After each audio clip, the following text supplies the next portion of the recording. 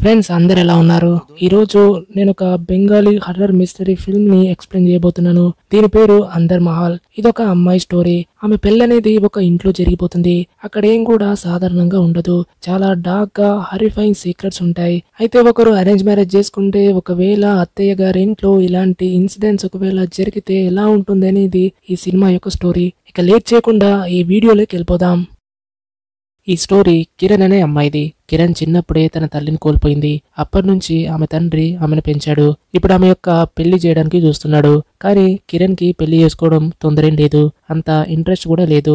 అయినా కిరణ్ కి ఇప్పుడు చాలా పెద్ద ఇంటి నుంచి ఒక మంచి సంబంధం వచ్చింది. కిరణ్ వాళ్ళేమో వీక్ బ్యాక్గ్రౌండ్ నుంచి, అంటే కొంచెం పేదవాళ్ళు. అయితే కిరణ్ తండ్రి ఎక్కువ కట్నం ఇవ్వలేడు. సంబంధం కలుపుకునే వాళ్ళు కట్నం కూడా తీసుకోవడం లేదు. అందుకే కిరణ్ తండ్రికి ఈ సంబంధం బాగా అనిపించింది. ఇంత మంచి సంబంధం మళ్ళీ రాదని సంబంధం వచ్చిన వెంటనే ఓకే చెప్పేశాడు. ఇప్పుడు కిరణ్ ని ఏదోలా ఒప్పిస్తూ తన కూతురుతో, వాళ్ళు చాలా పెద్దవాళ్ళు, బాగా ధనవంతులు, ఒక పెద్ద ఇల్లు కూడా ఉంది, ఇంట్లో అంతా పని వాళ్ళు ఉన్నారు, నువ్వక్కడ ఒక రాణిలా ఉంటావని పెళ్లి కొప్పిస్తాడు. కిరణ్ కి తన తండ్రి తప్ప ఎవరు లేరు. కిరణ్ తన ఫాదర్ తో క్లోజ్ రిలేషన్ కాబట్టి ఆయన మాట ఎప్పుడు వద్దనలేదు. అందుకే పెళ్లి కొప్పుకుంది. అయితే ఇప్పుడు కిరణ్ మైండ్ లో వచ్చినటువంటి ఇమేజ్ మన మైండ్ లో కూడా వచ్చి ఉంటుంది. పెళ్లి ఇప్పుడు గ్రాండ్ గా జరుగుతుంది, బాగా డెకరేట్ చేస్తారు, పెళ్లికి ఎంతో మంది వస్తారని అనుకుంటాం. కానీ ఇక్కడ అలాంటిది ఏం జరగదు. కిరణ్ పెళ్లి ఒక హాల్లో జరుగుతుంది. అది కూడా ఒక చీకటి హాల్లో జరుగుతుంది. అక్కడ ఆమె తండ్రి, మామలు, ఆమె మామ అయినటువంటి భూషణ్ చౌదరి, ఆమె బావ సోమ్ చౌదరి, వాళ్ళతో పాటు కొంతమంది తాంత్రికులు మాత్రమే ఉన్నారు. ఇక్కడిది పెళ్లి కంటే ఒక తాంత్రిక పూజగా ఎక్కువగా కనిపిస్తుంది. ఇక కిరణ్ పెళ్లి జరుగుతుంది. వాళ్ళ సైడ్ లో ఒక తాంత్రికుడు కూర్చుని రిచువల్ చేస్తున్నాడు. అతని పెళ్లి కూతురు పెళ్లి కొడుకు బొమ్మలు చేసి ఒక దగ్గర పెట్టి సింధూరం వేస్తూ ఎముకలతో చేసినటువంటి మాల వేస్తున్నాడు.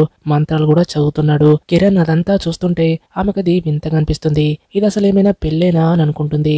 పెళ్లి అయిపోయిన తర్వాత తాంత్రికుడు బొమ్మలతో ఉన్నటువంటి చిన్న ప్లేట్ ని అగ్నిగుండంలో వేసేస్తాడు. పెళ్లి కూతురు పెళ్లి కొడుకుని గురూజీ దగ్గర నుంచి ఆశీర్వాదం తీసుకోమని చెప్తారు. ఆ తాంత్రికుడిని వాళ్ళు గురూజీ అంటున్నారు. కిరణ్ భర్త సోహం చౌదరి సైలెంట్ గా వెళ్లి అతని దగ్గర ఆశీర్వాదం తీసుకుంటాడు. కానీ కిరణ్ అక్కడే నిలబడి అలాగే చూస్తుంది. వాళ్ళు మళ్ళీ చెప్తారు, వెళ్ళమ్మా గురూజీ నుంచి ఆశీర్వాదం తీసుకోమని చెప్తారు. అప్పుడు కిరణ్ వెళ్లి అతని కాళ్ళని దాకి ఆశీర్వాదం తీసుకుంటుంది. గురూజీ ఆమె చేతికి ఒక దారం కట్టి, చూడు బేటా, ఇది రక్షా కవచం, నిన్నెల్లప్పుడు కూడా కాపాడుతుంది, దీన్నెప్పుడు కూడా తీసేద్దని అంటాడు. తర్వాత కిరణ్ అత్తారింటికి వస్తుంది. అక్కడ ఇంటి దగ్గర వెల్కమ్ అత్తగారు చేయాలి గాని ఆమె వదిన నందిని వచ్చి ఆరతిస్తుంది. ఆ తర్వాత బ్లాక్ రైస్, ఎండుమిర్చితో నిండినటువంటి కలాశాన్ని కాలితో తన్ని లోపలికి రమ్మని చెప్తారు. సాధారణంగా గృహప్రవేశం చేసేటప్పుడు కలశంలో రైస్, కాయిన్స్, పసుపు, వక్క లాంటివి ఉంటాయి. కానీ ఇక్కడ ఎండుమిర్చి, బ్లాక్ రైస్ ఉంటుంది. కిరణ్ కి కూడా అదే డౌట్ వచ్చి, ఇలా ఇంట్లోకి వెళ్లరు కదా అని అంటుంది. అప్పుడు నందిని, మా ఇంట్లో ఇలాగే జరుగుతుందని రిప్లై ఇస్తుంది. దీంతో కిరణ్ ఆమె చెప్పినట్టుగానే చేస్తూ కలశాన్ని కాలితో తన్ని పడేస్తుంది. ఇలా ఆమె గృహప్రవేశం జరుగుతుంది. లోపలికి వచ్చిన వెంటనే ఇంటి యొక్క దేవాలయంలో కాళీమాత ఆశీర్వాదం తీసుకుంటారు. ఆ తర్వాత ఇద్దరు కూడా అంకుల్ నుంచి ఆశీర్వాదం తీసుకుంటారు.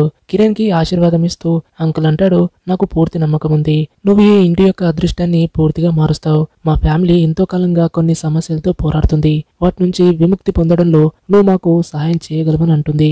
కిరణ్ అది విని ఆశ్చర్యపోతుంది. నేనా? కానీ నేను ఎలా చేస్తానని అడిగితే, అవునమ్మా, నువ్వే ఈ పని చేయగలవు. గురూజీ మాకు ఇదే చెప్పారు. వాళ్ళెప్పుడు కూడా తప్పుని చెప్పరు. నువ్వెక్కువగా ఏం చేయాల్సిన అవసరం లేదు, కొన్ని నియమాలు పాటించాలి, కొన్ని విషయాల్లో జాగ్రత్తగా ఉండాలని అంటాడు. దానికి కిరణ్, మీరు చెప్పినట్టు చేస్తాను, కానీ నాదొక ప్రశ్న, ఇదంతా ఎలాంటి సమస్యని తొలగించడానికని అడుగుతుంది. అప్పుడు కిరణ్ అత్తని తీసుకొచ్చారు. ఆమె వీల్ చైర్ పై ఉంది. మామంటాడు, దీనికంతా ఇదే ఆ కారణం. మీ అత్త ఎన్నో సంవత్సరాలుగా వీల్ చైర్ పై అలాగే ఉంది, నడవలేదు, మాట్లాడలేదు, ఎన్నో చోట్ల ట్రీట్మెంట్ చేయించాం, కానీ ఎలాంటి ప్రయోజనం లేదు. అప్పుడు గురూజీ మాకొక ఉపాయం చెప్పారు. మీ చిన్న కోడలు వీళ్ళని బాగు చేయగలదు. వాళ్ళు నీ జాతకం చూశారు, నువ్వు ప్రత్యేకమైన నక్షత్రాల్లో పుట్టావు, నువ్వు ఎక్కువగా ఏం చేయాల్సిన అవసరం లేదు, కొన్ని నియమాలు పాటించు, ఇది నువ్వు చేస్తావా అని అడుగుతాడు. దానికి కిరణ్, నేను అమ్మని బాగు చేయడానికి ఖచ్చితంగా చేస్తానని రిప్లై ఇస్తుంది. అప్పుడు అతను తన భార్యతో అంటాడు, చూసావా, భగవంతుడు మనకు ఎంత మంచి కోడలు ఇచ్చాడు, సరే నువ్వు లోపలికి వెళ్ళి రెస్ట్ తీసుకోమని చెప్తాడు. అంతలో అక్కడికి జోగి అనే వ్యక్తి వాళ్ళని అక్కడి నుంచి తీసుకెళ్తాడు. ఆ తర్వాత కిరణ్ తో అంటాడు, ఒక నెలలో మహాయజ్ఞం జరుగుతుంది, ఇది జరిగే ముందు నువ్వు నువ్వు కొన్ని విషయాల్లో జాగ్రత్తగా ఉండాలి. సూర్యకాంతి నుంచి దూరంగా ఉండు, అగ్ని దగ్గరికి వెళ్ళొద్దు, ఇంటి వాళ్ళతో తప్ప ఎవరితోనూ మాట్లాడొద్దు, మీ అమ్మగారి ఇంటి వాళ్ళతో కూడా మాట్లాడొద్దని చెప్తాడు.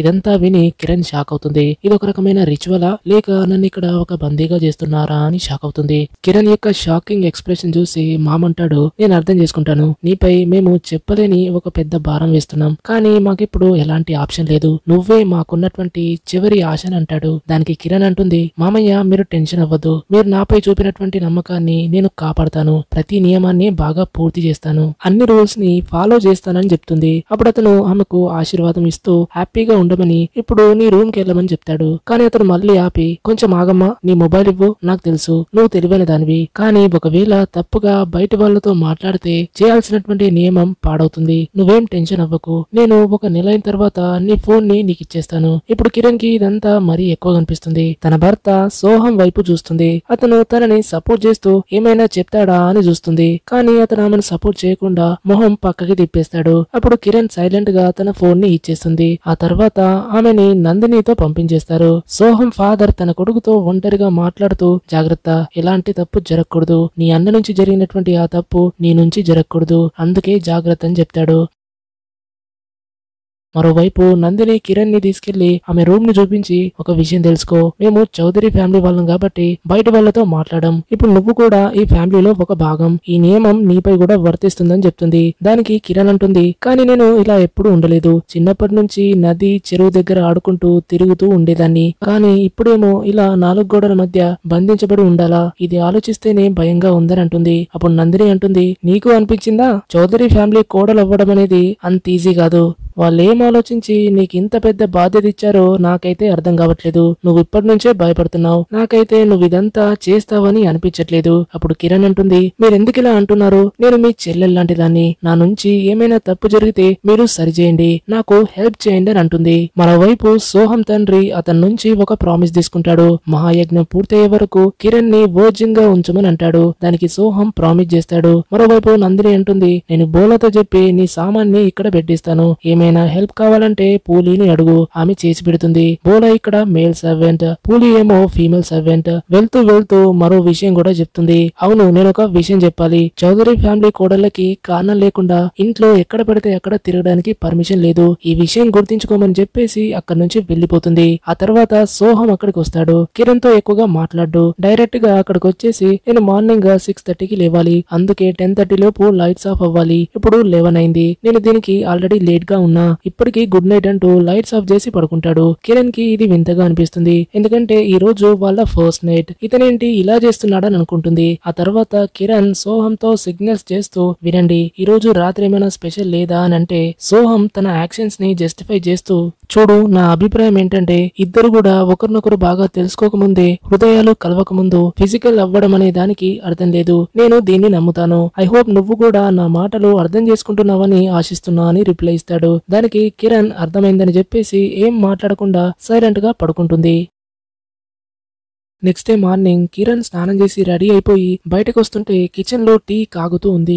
అది బౌల్ నుంచి బయటకి పడిపోబోతుంది. కానీ కిరణ్ అగ్ని దగ్గరికి వెళ్ళకూడదు కాబట్టి గ్యాస్ ఆఫ్ చేయలేదు. మిగతా వాళ్ళని అక్కడ పిలుస్తుంది, కానీ అక్కడ ఎవరూ లేరు. ఇక చేసేదేం లేక తనే వెళ్లి గ్యాస్ ని ఆఫ్ చేస్తుంది. అంతలో వాళ్ళ పని మనిషి బోలా వచ్చేసి అది చూసేస్తాడు. మీరు ఇలా ఎందుకు చేశారు, ఎవరైనా చూస్తే ప్రాబ్లం అవుతుందని అంటాడు. దానికి కిరణ్, నేను పిలిచాను కానీ నా మాట ఎవరు వినలేదు, టీ అక్కడ కాగుతుంది కాబట్టి ఏం చేయను, ఆఫ్ చేయాల్సి వచ్చిందని రిప్లై ఇస్తుంది. అప్పుడు బోలా అంటాడు, మీరేం జరిగినా కిచెన్ నుంచి దూరంగా ఉండాలి, పెద్దాయనకి తెలిస్తే కోపం వస్తుంది. అంతలో అక్కడికి నందిని వస్తుంది. బోలాని అక్కడి నుంచి పంపించేస్తుంది. కిరణ్ ని తిడుతూ, ఇంట్లోకి వచ్చి ఇంకా ఒక్కరోజు కూడా కాలేదు, ఇప్పటి నుంచే తప్పులు చేయడం మొదలు పెట్టావా అని అంటుంది. దానికి కిరణ్, నన్ను నమ్మండి, నేను కిచెన్ లోకి వెళ్లాలని అనుకోలేదు, టీ కాగుతుంది కాబట్టి వెళ్లాల్సి వచ్చిందంటే సరే, నిన్న రాత్రి నేను చెప్పాను కదా, కారణం లేకుండా ఇంట్లో ఎక్కడ పడితే అక్కడ తిరగొద్దని చెప్పాను కదా, నీకు అర్థం కాలేదా అని అడుగుతుంది. అంతలో నందిని భర్త సోమ్ ఆమెను పిలుస్తాడు. అందుకే అక్కడి నుంచి వెళ్తుంది. సోమ్ ఒక ఫైల్ ని వెతుకుతూ ఉన్నాడు, అది దొరకట్లేదు.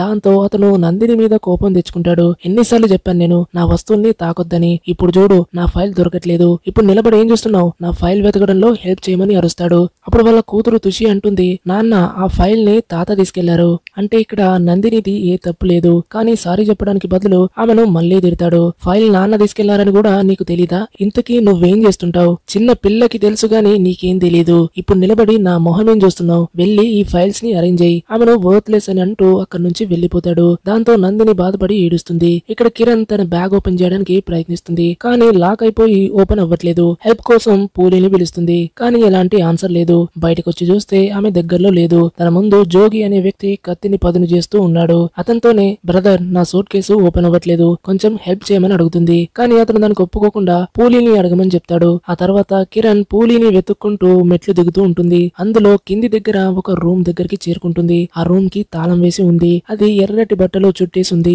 అది చూసి కిరణ్ కి ఇంట్రెస్ట్ వస్తుంది. ఈ రూమ్ లోపల ఏముందని ఆలోచిస్తూ ఉంటుంది. అంతలో వెనుకల నుంచి ఎవరో వచ్చేస్తారు. అక్కడికి వచ్చింది సోహం. అతను బాగా కోపంగా ఈ రోజు నుంచి నేను ఇక్కడ చూస్తే మంచిది కాదని అంటాడు. దానికి కిరణ్ అంటుంది, చూడండి నాకు కూడా ఈ ఇంట్లో తిరగడానికి ఇష్టం లేదు. నా సూట్ కేసు అనేది లాక్ అయింది, అందుకే పూలిని వెతుకుతూ ఉన్నాను. దానికి సోహం సరే అయితే నేను చూస్తానని చెప్పేసి ఆ సూట్ కేస్ ని ఓపెన్ చేయడానికి ట్రై చేస్తాడు. కానీ అది ఓపెన్ అవ్వదు. బదులుగా అతనికి గాయమవుతుంది. కిరణ్ తన ఫస్ట్ ఎయిడ్ బాక్స్ ని తీసుకొచ్చి మెడిసిన్ ఇస్తుంది. అప్పుడు సోహం తన వైఫ్ తో నాన్న చూస్తే ఎంతో కోపం వస్తుంది, ఈ రోజు నుంచి అక్కడికి ఎలాంటి పరిస్థితుల్లోనైనా పొరపాటున కూడా వెళ్ళొద్దని అంటాడు. దానికి కిరణ్ సరే నేను వెళ్ళను, కానీ ఆ రూమ్ లో ఏముంది, నన్ను అక్కడికి ఎందుకు వెళ్ళొద్దని అంటున్నారని అడుగుతుంది. అప్పుడు సోహం రిప్లై ఇస్తూ నీకు అక్కడికి వెళ్లాల్సిన అవసరం లేదని చెప్పేసి తన పని మీద అక్కడి నుంచి వెళ్లిపోతాడు. ఆ తర్వాత సోహం తండ్రి అతని అన్న ఇద్దరు కూడా తమ బిజినెస్ గురించి మాట్లాడుతూ ఉన్నారు. అప్పుడు కిరణ్ వాళ్ళకి టీ తీసుకుని వచ్చేస్తుంది. దాన్ని చూసి మామ కోపంగా అరే ఏంటిది, నువ్వు టీ ఎందుకు తయారు చేసావు, నిన్ను కిచెన్ లోకి వెళ్ళొద్దని చెప్పాం కదా అని అంటాడు. దానికి కిరణ్ లేదు నేను టీ తయారు చేయలేదు, కేవలం తీసుకొచ్చానని రిప్లై ఇస్తుంది. అప్పుడు ఆమె అత్తయ్య ఏదో మాట్లాడాలని ప్రయత్నిస్తుంది. అందరూ త్వరగా ఆమె వైపు చూస్తారు. అది చూసిన కిరణ్ అంటుంది అమ్మ ఏమైంది, మీకేమైనా ఇబ్బంది ఉందా అని అడుగుతుంది. అప్పుడు మామ అంటాడు ఆంటీకి నీతో మాట్లాడాలని అనిపిస్తుందని అంటాడు. తన వైఫ్ తో అంకుల్ అంటాడు ముందు నువ్వు బాగైపో, ఆ తర్వాత నీ కోడలతో మాట్లాడని ఒప్పిస్తాడు. కిరణ్ కూడా అవునమ్మా మీరు త్వరగా హెల్తీగా అవ్వండి, అప్పుడు మనం ఇద్దరం కలిసి చాలా మాట్లాడుకుందామని చెప్తుంది. కానీ ఆంటీకి కిరణ్ కి కొన్ని ముఖ్యమైనటువంటి విషయాలు చెప్పాలని, ఏదో ఒక ప్రమాదం గురించి వార్నింగ్ ఇవ్వాలని ఉంది. కానీ కిరణ్ దాన్ని అర్థం చేసుకోలేదు. రాత్రి సోహం కిరణ్ రూమ్ లో పడుకున్నప్పుడు జోగి అక్కడికి వస్తాడు. అతని చేతిలో ఆ కత్తి ఉంది. ఇప్పుడు దాన్ని ఆల్రెడీ బాగా పదును పెట్టేశాడు. ఆ తర్వాత స్లోగా కిరణ్ దగ్గరకు వచ్చి కత్తి ముందుకు చాచేసి ఆమె జుట్టుని కత్తిరిస్తాడు. ఆ తర్వాత నెక్స్ట్ డే మార్నింగ్ కిరణ్ ఒంటరిగా కూర్చొని ఏడుస్తూ తనతో తాను మాట్లాడుకుంటూ ఉంటుంది. చూడు నాన్న నీ కూతురు ఈ ఇంట్లో ఎంత సంతోషంగా ఉందో, పూర్తిగా ఒక రాణిలాగా ఉంది. ఆమె రాజకుమారుడు కూడా ఆమెను ఎంతో ప్రేమిస్తాడు, ఎప్పుడు ఆమెతో ఉంటాడు, ఇదే కదా మీరు కోరుకుంది, ఇప్పుడు మీరు సంతోషంగా ఉన్నారా అని ఏడుస్తుంది. అప్పుడు ఆమె మొహంపై ఒక బాల్ వచ్చి తగులుతుంది. అయితే అక్కడ తుషి ఆడుకుంటూ ఉంటుంది. అది అనుకోకుండా తప్పుగా వచ్చేసి ఆమెకి తగిలింది కాబట్టి సారీ కూడా చెప్తుంది. కిరణ్ తుషిని ఫస్ట్ టైం కలుస్తుంది. ఆమెను దగ్గరికి పిలిచేసి మాట్లాడుతుంది. తొందరలోనే ఇద్దరి మధ్య మంచి బాండింగ్ ఏర్పడుతుంది. తుషితో మాట్లాడిన తర్వాత కిరణ్ కి బాగా అనిపిస్తుంది. కానీ అప్పుడు పూలి వచ్చేసి తుషిని స్కూల్ కి రెడీ అవ్వమని అంటుంది. దీంతో తుషి అక్కడి నుంచి వెళ్తుంది. ఆ తర్వాత అందరూ బ్రేక్ఫాస్ట్ చేస్తున్నారు. బయట పూలి తుషి మెట్ల మీద స్ప్రో కోల్పోయి పడినట్లు చూస్తుంది. ఆమె భయపడి త్వరగా నందినిని పిలుస్తుంది. అమ్మగారు తుషి మెట్ల నుంచి పడిపోయిందని అంటుంది. అది విని అందరూ టెన్షన్ అవుతారు. నందిని ఏడుస్తూ ఎంతో దారుణంగా ఉంటుంది. అప్పుడు కిరణ్ తన ఫస్ట్ ఎయిడ్ బాక్స్ ని తీసుకొచ్చి సాల్ట్ తీసి తుషికి దాని వాసన చూపిస్తుంది. దాంతో ఆమె స్ప్రోలోకి వస్తుంది. ఆ తర్వాత అంటుంది తుషికి ఎలాంటి గాయం కాలేదు, పడిపోయిన ట్రామా వల్ల స్ప్రో కోల్పోయింది, గోరువెచ్చని పాలిస్తే సెట్ అవుతుందని చెప్తుంది. నందిని ఆమెకు చాలా థ్యాంక్స్ చెప్తుంది. అంకుల్ కూడా పొగడతాడు, అమ్మా నువ్వెంతో మంచిదానివి, టాలెంటెడ్ కూడా అని మెచ్చుకుంటాడు. అప్పుడు కిరణ్ అంటుంది నిజానికి మా ఊర్లో ఒకసారి మెడికల్ క్యాంప్ వాళ్ళు వచ్చారు, నేను కూడా అందులో జాయిన్ అయ్యాను, అందువల్ల అక్కడి నుంచి కొన్ని బేసిక్ విషయాలు నేర్చుకున్నానని చెప్తుంది. ఈ ఇన్సిడెంట్ తర్వాత కిరణ్ పట్ల నందిని యొక్క ప్రవర్తన అనేది పూర్తిగా మారుతుంది. బాగా మాట్లాడుతుంది. ఒక అడ్వైస్ కూడా ఇస్తుంది, నువ్వు అన్ని సమస్యల నుంచి బయటపడాలంటే వెంటనే తల్లెవ్వడానికి ప్రయత్నించమని అంటుంది. ఇది విని కిరణ్ షాక్ అవుతూ మీరెందుకు ఇలా అంటున్నారని అడిగితే దానికి కారణం ఏంటో చెప్పకుండా కేవలం అది నీకోసం కాబట్టి చెప్పానని రిప్లై ఇస్తుంది.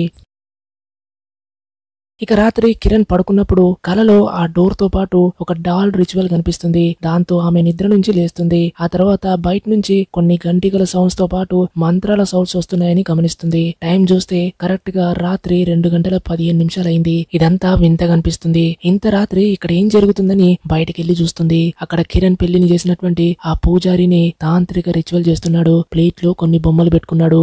అక్కడ జోగి కిరణ్ యొక్క జుట్టును తీసుకొచ్చిస్తాడు. అది బొమ్మ మీద కట్టేసి రిచువల్ చేసి ప్లేట్ తో పాటు జోగికి ఇస్తూ ఇది అక్కడికి తీసుకెళ్లి పెట్టమని చెప్తాడు. కిరణ్ అదంతా చూసి షాక్ అవుతుంది. వీళ్ళిక్కడ ఏం చేస్తున్నారని ఆలోచిస్తుంది. అంతలో ఆమెని ఎవరో పట్టేసుకుని పక్కకి లాగిస్తారు. వచ్చింది నందిని అయి ఉంటుంది. నువ్వు అక్కడ ఏం చేస్తున్నావు, ఎవరైనా చూస్తే ఏమవుతుందో తెలుసా అని నందిని అంటుంది. దానికి కిరణ్ చూస్తే ఏమవుతుందని రిప్లై ఇస్తుంది. అప్పుడు నందిని అదే రొంజాతో కూడా జరిగిందనంటే రొంజా ఎవరని కిరణ్ అడుగుతుంది. అప్పుడు మనకు ఒక షాకింగ్ విషయం తెలుస్తుంది. రొంజా సోహం యొక్క మొదటి భార్య. ఇది విని కిరణ్ పూర్తిగా షాక్ తో పాటు అప్సెట్ అవుతుంది. ఇప్పుడు ఆమె మైండ్ లో ఒక విషయం ఎంట్రీ అవుతుంది. అందుకేనా ఆమె భర్త ఎప్పుడు కూడా ఇంత దూరంగా ఉంటాడు, ఆమెను ప్రేమించడు, రొంజాని ప్రేమిస్తాడు. ఇది విని ఆమెకి ఎంతో బాధ వస్తుంది. ఇక ఈ విషయంపై సోహంతో గొడవ పడుతుంది. మీరు నన్ను మా నాన్నని మోసం చేశారు, అసలు ముందెందుకు చెప్పలేదు, మీకు ఆల్రెడీ ఒక పెళ్ళైందని అడుగుతుంది. దానికి సోహం నీకు ఈ విషయం ఎవరు చెప్పారనంటే ఆమె అంటుంది, ముందు మీరు నా ప్రశ్నకు సమాధానం చెప్పండి అని అడిగితే దానికి సోహం అవును నిజమే, రొంజా నా మొదటి భార్య,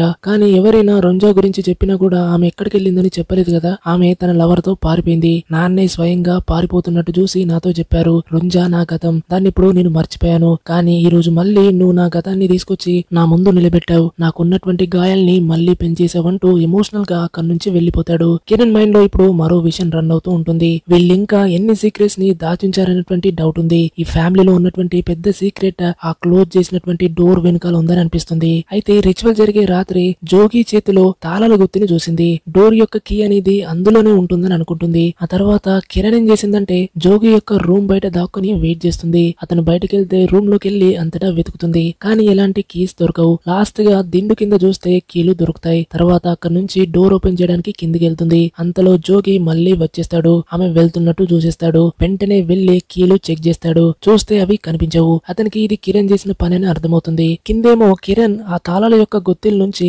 కీను ట్రై చేస్తుంది. జోగి ఆమెను పట్టుకోవడానికి కిందికి వస్తున్నాడు. కిరణ్ ఇక లాస్ట్ కీని ట్రై చేస్తుంది, కానీ అంతలో నందిని వచ్చేసి కిరణ్ ని పట్టుకుని అక్కడి నుంచి తీసుకెళ్తుంది. ఇక జోగి వచ్చి చూస్తాడు, కీ అనేది తాళంలో ఉంది, కానీ కిరణ్ అక్కడ లేదు. ఇక నందిని కిరణ్ తో నీకేమైనా పిచ్చి పట్టిందా, నేను ఎప్పటిదాకా నిన్ను ఇలా కాపాడుతూ ఉంటానని తిడుతుంది. దానికి కిరణ్ మీరు నన్ను ఎందుకు కాపాడుతున్నారు, ఏమవుతుంది, నేను దొరికిపోతే నాతో ఇక్కడ జరుగుతున్న దానికంటే ఇంకా చెడేముందని అడుగుతుంది. అప్పుడు నందిని ఆమెను కూల్ చేసి నువ్వు ఫేస్ చేస్తున్నటువంటి బాధని నేను కూడా ఫేస్ చేశాను. మొదటిసారి నేను ఈ ఇంట్లో కోడలుగా వచ్చినప్పుడు సేమ్ రూల్స్ నాకు కూడా ఇలానే ఉండేవి, కానీ ఒక ఉపాయంతో నేను దాని నుంచి ఫ్రీ అయ్యాను. ఆ ఐడియా మరెవరో కాదు మీ అత్తయ్య అని చెప్తుంది. అవును, నిజానికి ఒకప్పుడు ఆమె పూర్తిగా బాగానే ఉండేది. పెళ్లికి 3వ రోజు సీక్రెట్ గా నా దగ్గరకు వచ్చి ఎలాగైనా నువ్వు తల్లవ్వడానికి ప్రయత్నించు, లేదంటే ఎంతో పెద్ద డేంజర్ వస్తుందని చెప్పింది. అందుకే నేను ఆ మాటని పాటించాను. లక్కీగా నేను 26 రోజుల్లోనే ప్రెగ్నెంట్ అయ్యాను. ఇక అప్పుడు ఏమైంది, ఇక అందరికి ఈ విషయం తెలిసిన వెంటనే నన్ను ఈ రూల్స్ నుంచి ఫ్రీ చేశారు. కానీ ఆ తర్వాత మన ఆంటీ యొక్క హెల్త్ అనేది పూర్తిగా దెబ్బతింది. అప్పటి నుంచి ఇలాగే ఉంది. కానీ ఇప్పుడు ఇంకొక ప్రశ్న ఏంటంటే ఆమె బాగానే ఉన్నప్పుడు కూడా నాకు రూల్స్ ని ఫాలో చేయమని ఎందుకు చెప్పారనేటువంటి డౌట్ ఉంది. అంటే కిరణ్ అంకుల్ ఆమెకు అబద్ధం చెప్పాడు. ఈ రూల్స్ అనేవి ఆరోగ్యంగా లేని ఆంటీని బాగు చేయడానికని అబద్ధం చెప్పాడు. కానీ ఎవరు కూడా కిరణ్ కి ఇప్పటికీ నిజం చెప్పలేదు. ఇప్పుడు కిరణ్ కనిపిస్తుంది ఆమె అత్తయ్య నిజానికి ఆరోగ్యం బాలేక కాదు, వాళ్ళే ఆమెని హెల్త్ పాడేలా చేసుంచారు. ఈ ఇంట్లో ఒక పెద్ద కుట్ర నడుస్తుంది. ఆమె ఆలోచన ఇప్పుడు పూర్తిగా సరైంది. ఎందుకంటే భూషణ్ స్వయంగా తన భార్యను రోగం వచ్చేలా చేసుంచాడు. ఇప్పుడు భూషణ్ యొక్క పూర్తి హిస్టరీ బయటపడుతుంది. స్టోరీ ఫ్లాష్ బ్యాక్ లోకి వెళ్తుంది. భూషణ్ అతని భార్యకి పిల్లల సమస్య ఉంది. ఒకసారి కాదు 2 సార్లు పిల్లలు చనిపోయి పుట్టారు. అప్పుడు భూషణ్ తన భార్యను తీసుకుని ఈ తాంత్రికుడి దగ్గరికి వెళ్తాడు. తాంత్రికుడు అంటాడు మీ ఫ్యామిలీ మీద శాపం ఉంది, కానీ చింతించకండి, ఇప్పటికైతే నేను ఒక ఉపాయం చేశాను. మీకు ఇక పిల్లలు పుట్టడంలో సమస్య ఉండదు. మీకు 2 కొడుకులు పుడతారు. కానీ ఇంకో సమస్య ఉంది, వాళ్ళు పెద్దయిన తర్వాత పెళ్ళైన తర్వాత మళ్ళీ అదే సమస్య వస్తుంది. కొడుకులు పుట్టినా చనిపోయి పుడతారు, బతికినా కూడా 10 ఏళ్ల కంటే ఎక్కువగా బతకరు. ఇలా మీ వంశం నాశనం అవుతుందని చెప్తాడు. ఇది విని భూషణ్ భయపడుతూ గురూజీ మీరే ఏమైనా చేసి నా వంశాన్ని కాపాడండి అని రిక్వెస్ట్ చేస్తాడు. అయితే తాంత్రికుడు ఈ శాపాన్ని పర్మనెంట్ గా తొలగించడానికి ఒక ఐడియా చెప్తాడు. మీ రాబోయే కోడళ్ళు 1 నెల వరకు అదే రూల్స్ ని ఫాలో చేయించండి. ఆ తర్వాత మహాయజ్ఞం రోజు ఆమెని బలివ్వాలి. ఇది విని ఇద్దరు షాక్ అవుతారు. గురూజీ మీరేమంటున్నారు, సొంత కోడల్ని చంపేస్తే మా వంశానికి వారసుడెలా పుడతాడని అడుగుతారు. దానికి తాంత్రికుడు అంటాడు ఆమె మీ కోడలు కాదు, ఒక బలిచ్చేందుకు ఒక బకరా. ఇది అయిపోయిన తర్వాత మీ కొడుక్కి మళ్ళీ పెళ్లి చేసుకోండి, ఆమె మీ గ్రాండ్ సన్ కి జన్మనిస్తుంది, అలా మీ వంశం కొనసాగుతుందని చెప్తాడు. అందుకే ఇక్కడ కిరణ్ యొక్క పెళ్లి చేసే విధానం, నియమాలు ఇంత వింతగా డార్క్ ఉన్నాయి. అదంతా కూడా ఆమె బలి కోసం చేస్తున్నారు. కానీ భూషణ్ భార్య ఇలా చేయడానికి ఒప్పుకోకుండా ఇది మనం చేయలేం, ఇది ఒక మహా పాపం అని అంటుంది. కానీ భూషణ్ తన వంశాన్ని కాపాడుకోవడానికి ఏమైనా చేస్తానని, దానికి ఏం చేయడానికైనా రెడీ అని చెప్పేసి ఇద్దరు కొడుకులు పెద్దయ్యాక పెద్ద కొడుకు సోమ్ కి నందినితో పెళ్లి చేశారు. సేమ్ అదే డార్క్ రిచువల్ తో చేశారు.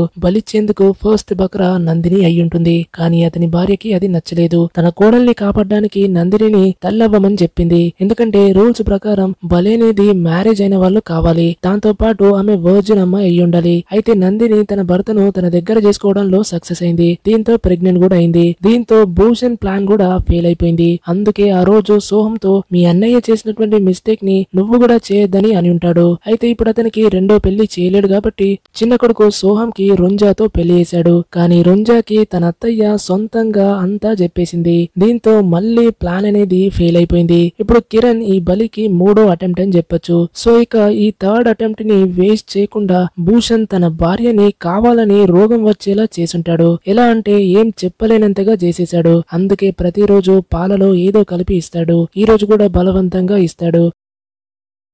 మరోవైపు కిరణ్ నందినితో కలిసి వాళ్ళ అత్తయ్యకున్నటువంటి రోగమేంటో దాని గురించి నిజం తెలుసుకోవడానికి బ్లడ్ టెస్ట్ అనేది చెక్ చేసి చూడాలని ప్లాన్ చేస్తుంది. ఈ ప్లాన్ ని వర్కౌట్ చేయడానికి ఇద్దరు కూడా ఒక టీమ్ లా పనిచేస్తారు. కిరణ్ నర్సింగ్ ట్రైనింగ్ తీసుకుంది కాబట్టి ఆ శాంపిల్ ని ఆమె తీస్తుంది. సిరంజి వంటివన్నీ కూడా రెడీ చేసుకుంటుంది. నందిని అంటుంది అంకుల్ ఇప్పుడు స్టడీ రూమ్ లో ఉన్నారు, ఇదే కరెక్ట్ అయిన అవకాశం అని చెప్తుంది. దీంతో కిరణ్ ఫ్రూట్స్ ఇవ్వడం అనేటువంటి సాకుతో ఆంటీ రూమ్ కి వెళ్తుంది. కానీ జోగికి కిరణ్ మీద డౌట్ వచ్చింది కాబట్టి ఆమెని ఫాలో అవుతాడు. బయట దాక్కుని చూస్తూ ఉంటాడు. కానీ అప్పుడు బోలా చూసి అరే నువ్వు ఇక్కడ ఏం చేస్తున్నావు, అయ్యగారు నిన్ను పిలుస్తున్నారు రమ్మని చెప్పడంతో జోగి అక్కడి నుంచి వెళ్లాల్సి వస్తుంది.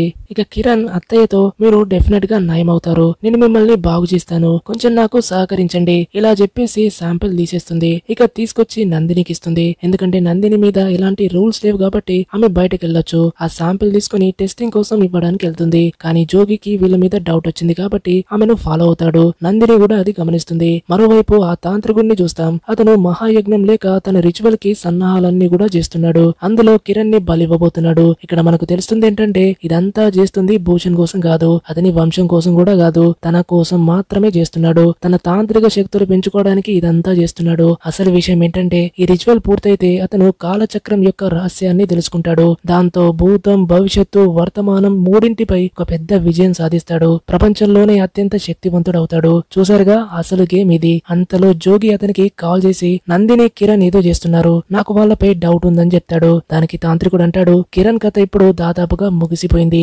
నువ్వంతవరకు వాళ్ళ మీద ఓ కన్నేసి ఉంచమని చెప్తాడు. ఆ తర్వాత కిరణ్ సోహం ముందు ఏడుస్తుంది. నాకు మా నాన్న గుర్తుకొస్తున్నాడు, నేను నాన్నతో మాట్లాడాలి అంటూ ఫోన్ ని అడుగుతుంది. దానికి సోహం లేదు, నాన్న ఇవ్వద్దని చెప్పారు, నేను నాన్న చెప్పిన మాటని డిసోబే చేయనంటాడు. అప్పుడు కిరణ్ అంటుంది వా మీ నాన్న ఫీలింగ్స్ కరెక్ట్ కదా, మరి నా ఫీలింగ్స్ కి వాల్యూ లేదా అని అడిగినప్పుడు అతను ఫోన్ ఇస్తూ సరే కానీ 5 నిమిషాలు మాత్రమే, ఈ మాట మన మధ్యనే ఉండాలని అంటాడు. అప్పుడు కిరణ్ అంటుంది ఎవరికి తెలీదు, ప్రామిస్, థ్యాంక్స్ అంటూ ప్రేమగా అతని బుగ్గని గిల్లేసి అక్కడి నుంచి వెళ్తుంది. కానీ ఆమె తన నాన్నకి కాల్ చేయడానికి వెళ్ళలేదు. నందిని వాట్సాప్ చేసినటువంటి రిపోర్ట్ ని చెక్ చేయడానికి వెళ్తుంది. ఆ రిపోర్ట్స్ ని చదివి షాక్ అవుతుంది. ఆ తర్వాత నందిని కూడా వాళ్ళ అత్తయ్య యొక్క రోగం గురించి నిజం చెప్తుంది. నిజానికి ఆమెకి స్లో పాయిజనింగ్ ఇస్తున్నారు, మనం వెంటనే దీనికి మందివ్వాలి, లేకుంటే ఎప్పటికీ ఆమె రికవర్ కాదు, స్లోగా ఈ పాయిజన్ వాళ్ళ ప్రాణం తీసేస్తుంది. ఆ తర్వాత నందిని మెడిసిన్ తీసుకోవడానికి తుషిని స్కూల్ డ్రాప్ చేయడం అనేటువంటి విషయంపై బయటకెళ్తుంది. కానీ వీళ్ళకి డౌట్ వచ్చింది కాబట్టి భూషణ్ ఆపుతూ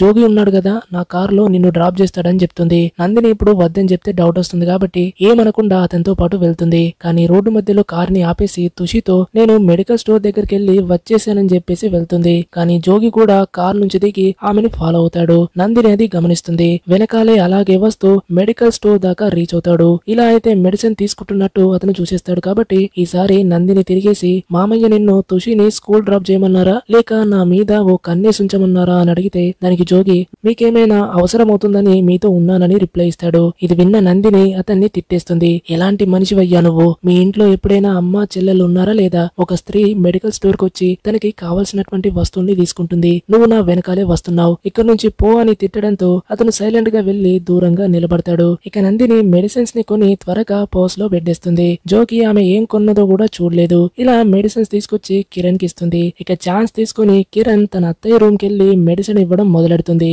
కానీ అంతలో అక్కడికి అంకుల్ వచ్చేస్తాడు. అంకుల్ ని చూసి ఆమె చేతి నుంచి టాబ్లెట్ అనేది కింద పడిపోతుంది. ఆ తర్వాత దాన్ని దుప్పటితో కప్పేసి మిల్క్ తాగిస్తున్నట్టు చూపిస్తుంది. భూషణ్ మొహం తిప్పేసి పూజ చేయడం మొదలెడతాడు. అంతలో కిరణ్ త్వరగా టాబ్లెట్ ని తీసేసి ఆంటీని మింగేలా చేస్తుంది. అప్పుడు భూషణ్ తిరిగి వచ్చేసి కిరణ్ తో అంటాడు, అమ్మా నీకొక విషయం చెప్పాలి. ఇప్పుడు నీకు త్వరలోనే రిలీఫ్ వస్తుంది. గురూజీ మహాయజ్ఞం కి సంబంధించి సన్నాహాలు చేస్తున్నారు. ఇప్పుడు నువ్వు అన్ని సమస్యల నుంచి ఫ్రీ అవుతావని అంటాడు. కానీ పాపం కిరణ్ కి అతను ఆమెను ప్రపంచం నుంచి ఫ్రీ చేయడం గురించి మాట్లాడుతున్నాడనేటువంటి విషయం తెలీదు. కానీ ఆమెకు బాగా అర్థమైంది. ఈ మహాయజ్ఞంలో ఏదో ఒకటి జరగబోతుంది కాబట్టి అది జరిగే లోపే చౌదరి ఫ్యామిలీ యొక్క సీక్రెట్ ఏంటో తెలుసుకోవాలి. ఆ క్లోజ్ చేసినటువంటి రూమ్ లోనే అందరి యొక్క సీక్రెట్స్ బయటపడతాయని పూర్తి నమ్మకం ఉంది. దానికోసమని ఆమె నందినితో మాట్లాడుతుంది. నందిని రూమ్ వెనకాల ఉన్నటువంటి డోర్ ని చూపిస్తుంది. అది లాక్ కాలేదు. ఇద్దరు ఆ రూమ్ లోకి ఎంటర్ అవుతారు. అక్కడ భరించలేనటువంటి దుర్వాసనతో పాటు ఎంతో కాలంగా రూమ్ అంతా కూడా క్లీన్ చేయకుండా ఉంది.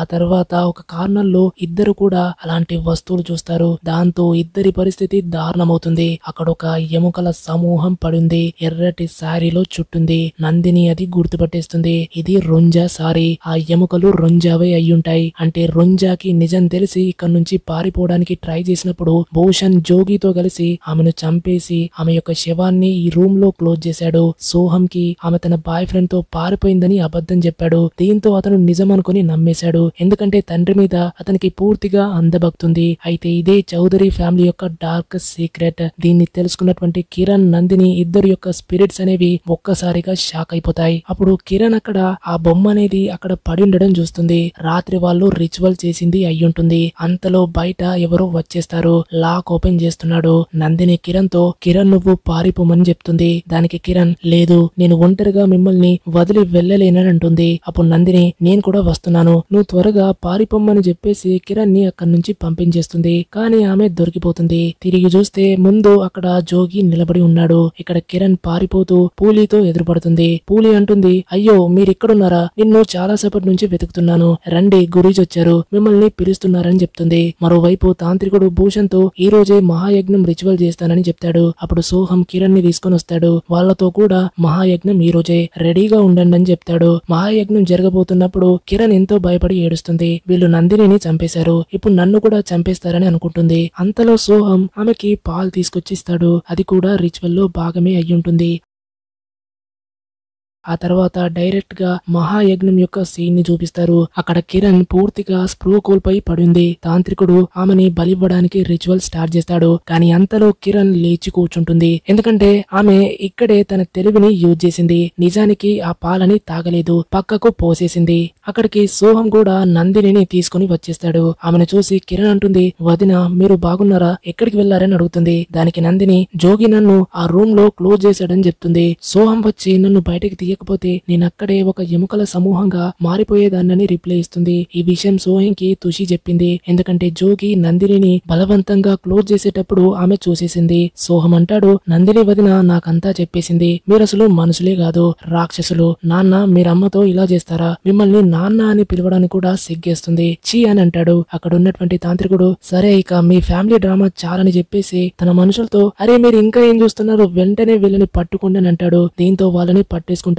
తాంత్రికుడు కిరణ్ ని క్యాప్చర్ చేసి ఇంకొక షాకింగ్ విషయం చెప్తాడు. నిజానికి కిరణ్ మొదటి అమ్మాయి కాదు, ఇంతకు ముందు 107 మంది మ్యారీడ్ అయినటువంటి అమ్మాయిలతో ఇలాగే చేసుంటాడు. వాళ్ళని కూడా బలిచ్చుంటాడు. కిరణ్ అనేది లాస్ట్ బలయ్యి ఉంటుంది. ఇది 108వ బలయ్యి ఉంటుంది. ఇది పూర్తయితే అతనికి అపారమైనటువంటి తాంత్రిక శక్తులు వస్తాయని చెప్పేసి కిరణ్ తలని నరకడం స్టార్ట్ చేయబోతాడు. కానీ అంతలో అక్కడికి పోలీసులు వచ్చేసి దాన్ని ఆపేస్తారు. ఎందుకంటే సోహం ముందుగానే పోలీసులకి ఈ విషయం అంతా కూడా ఇన్ఫార్మ్ చేశాడు. ఇక పోలీసులు తాంత్రికుడు అతని వాళ్ళని అందరిని కూడా అరెస్ట్ చేస్తారు. భూషణ్ కూడా తన తప్పునొప్పుకొని సరెండర్ అవుతాడు. ఇలా కిరణ్ ప్రాణం బ్రతికిపోతుంది. ఈ ఈవిల్ తాంత్రికుడికి తను చేసినటువంటి దానికి శిక్ష పడుతుంది. చెప్పాలంటే ఉరి శిక్ష పడుతుంది. అంటే రొంజాతో కలిపి 108 మంది అమ్మాయిలను వాళ్ళ మామలతో కలిసి చంపేశాడు. కానీ ఇంత పెద్ద నంబర్ కి ఎలా చేరాడంటే రిచువల్స్ కోసం పెద్ద డబ్బు ఉన్నటువంటి ఫ్యామిలీలను మోసం చేసి శాపమని వాళ్ళని భయపెట్టి తనతో కలుపుకునేవాడు. కిరణ్ లాంటి వీక్ వీక్ బ్యాక్గ్రౌండ్ ఉన్నటువంటి అమ్మాయిలను టార్గెట్ చేసేవాడు. రిచువల్ చేసి చంపి ఎవరికి తెలియకుండా వాళ్ళ యొక్క పూర్తి ఐడెంటిటీని గల్లంతు చేసేవాడు. పెళ్లి కూడా సీక్రెట్ గా జరిగేది, బయట వాళ్ళని పిలవడం లేదు కాబట్టి దీని గురించి పెద్దగా ఎవరికి తెలుస్తుంది. ఇక అమ్మాయి ఇంటి వాళ్ళ విషయానికి వస్తే స్ట్రాంగ్ బ్యాక్గ్రౌండ్ ఉన్న వాళ్ళని మోసం చేసేవాళ్ళు. ఇలా ఇంత పెద్ద నంబర్ కి చేరాడు. మొదటి నుంచి అంతా కూడా ప్రాపర్ ప్లానింగ్ తో నడిచింది. నందిని విషయానికి వస్తే ఆమె కూడా ఒక వీక్ బ్యాక్గ్రౌండ్ నుంచి వచ్చింది. ఎక్కువగా చదువుకోలేదు, కానీ కిరణ్ ఏదో ఒకటి నేర్చుకుంటూ ఉండేది. మెడికల్ క్యాంప్ వచ్చిందంటే అక్కడికి వెళ్లి నేర్చుకునేది. తను ఈ నేర్చుకున్నటువంటి స్కిల్, తనకున్నటువంటి తెలివి, ధైర్యంతో తన ప్రాణంతో పాటు తన అత్తయ్య యొక్క ప్రాణాలని కూడా కాపాడుకుంది. ఐ హోప్ ఈ స్టోరీ మీకు నచ్చిందని ఆశిస్తున్నా. మళ్ళీ మరో వీడియోలో కలుద్దాం. అంతవరకు take care, keep watching, bye.